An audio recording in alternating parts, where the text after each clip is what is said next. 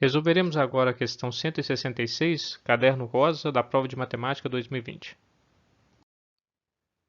Antes de passar ao enunciado da questão, vamos relembrar aqui dois conceitos rápidos, que é o teorema de Pitágoras e triângulos pitagóricos.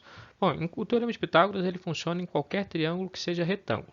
O triângulo retângulo é aquele que tem um ângulo de 90 graus e nós simbolizaremos aqui por esse quadradinho com a bolinha ao centro. Então, o teorema de Pitágoras diz o seguinte: se o maior lado mede A, os outros dois lados medem B e C, então A ao quadrado tem que ser igual a B ao quadrado mais C ao quadrado. Esse daí é o teorema do Pitágoras, e essa daí é a cara que ele faz quando percebe que você não entende bem o que isso significa. Bom, então vamos melhorar um pouco a sua compreensão. Observe o seguinte: o maior lado é aquele que fica de frente para o ângulo de 90 graus. Nesse caso aqui, o maior lado está medindo a quantidade A. O valor A, seria A representa um número, a medida desse maior lado aqui, que é o que fica em frente ao ângulo de 90 graus. Esse maior lado nós vamos chamar de hipotenusa. Os outros dois lados menores nós chamaremos de catetos. Então ali o lado que tem medida C é um cateto e o lado que tem medida B é outro cateto. E o teorema ele diz o seguinte: se você for posicionar quadrados em cima desses lados que são chamados de catetos, vamos posicionar aqui dois quadrados, vai ficar assim, e você vier a completar toda a área compreendida entre esses quadrados, digamos que você vai encher esses quadrados aí de água, vai ficar dessa forma.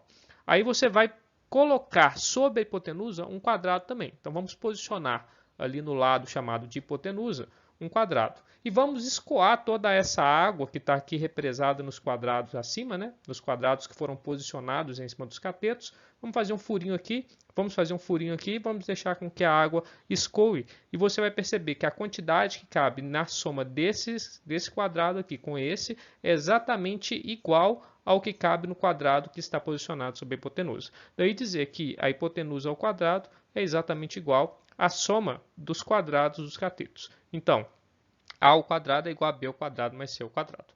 E aí o Pitágoras fica satisfeito em perceber que você agora tem uma compreensão melhor do funcionamento do seu teorema.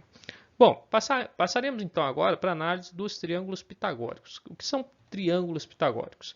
São triângulos retângulos, ou seja, funciona o teorema de Pitágoras neles, porém a medida dos lados são números inteiros. Então, um triângulo muito famoso é esse aqui, que tem medida dos catetos medindo 3, 4 e a hipotenusa valendo 5.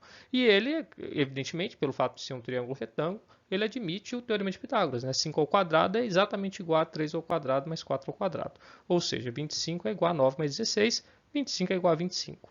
E aí, qualquer múltiplo que você pegar desse triângulo 3, 4 e 5 vai funcionar. Vamos pegar aqui um outro triângulo pitagórico. Digamos o que tem a medida 6, multipliquei por 2. 2 vezes 3, 6. Vamos multiplicar isso aqui por 2, 2 vezes 4, 8.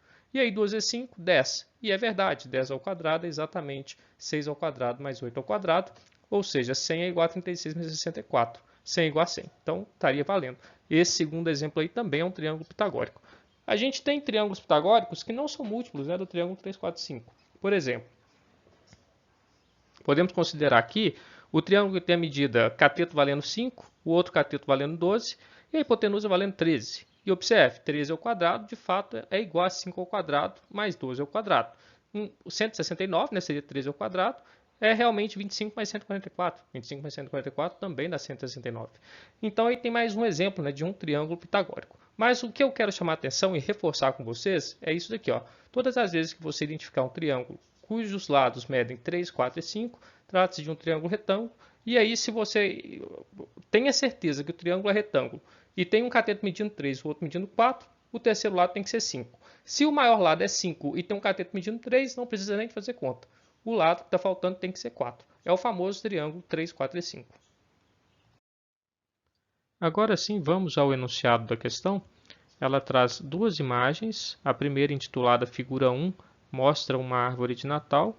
E a segunda, intitulada Figura 2, mostra um croquis dessa árvore de Natal que foi mostrada na Figura 1. Um esboço, um desenho dessa árvore. Então vamos ao enunciado. No período de fim de ano, o síndico de um condomínio resolveu colocar em um poste uma iluminação natalina em formato de cone, lembrando uma árvore de Natal, conforme as figuras 1 e 2. A árvore deverá ser feita colocando-se mangueiras de iluminação consideradas segmentos de reta de mesmo comprimento, a partir de um ponto situado a 3 metros de altura no poste até um ponto de uma circunferência de fixação no chão, de tal forma que essa fique dividida em 20 arcos iguais.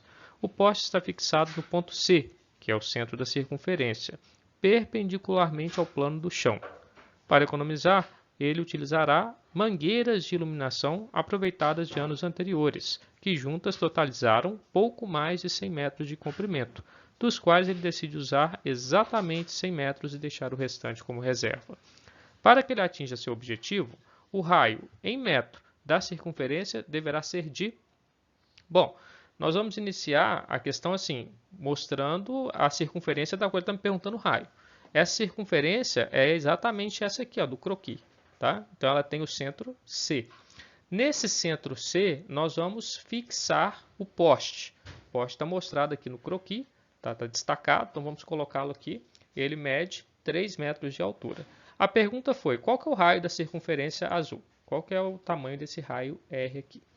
Olha, uma coisa importante aqui é você já começar a perceber algumas informações que são relevantes no enunciado. Uma delas está aqui, ó. É que o poste ele está fixado no centro da circunferência de forma que ele fique perpendicular ao plano do chão. Então aqui nós já podemos inserir um ângulo de 90 graus, porque tudo que é perpendicular forma ângulo de 90 graus.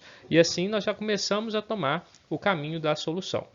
Agora eu vou observar que a formação dessa árvore de Natal ocorre da seguinte maneira. Eu tenho que vir aqui e colocar uma mangueira de iluminação presa nesse ponto até aqui, ó, na borda da circunferência. E ele falou que todas essas mangueiras elas têm comprimentos iguais. E ele quer colocar aqui 20 mangueiras, porque essa circunferência ela vai ser dividida em 20 arcos iguais. Foi o que foi dito aqui, ó.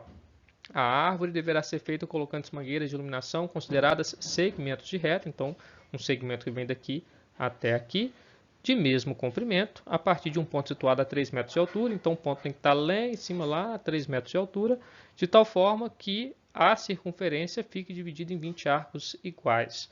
Então, eu já sei que eu vou ter que pegar minha mangueira e dividir ela em 20 partes idênticas. Mas quanto de mangueira eu tenho? Foi dito também. Então, vamos verificar agora essa informação. Eu vou colocar aqui uma mangueira e a informação é essa daqui, ó. Ele decide usar exatamente 100 metros da mangueira. Ele tinha mais de 100 metros, né, que ele utilizou lá de anos passados, tá? O síndico do condomínio.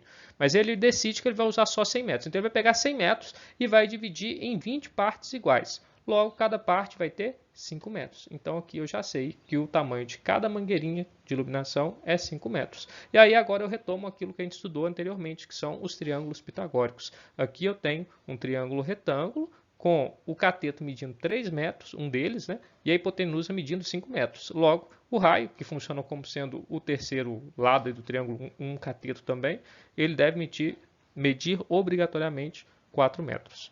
E assim fica solucionada a questão.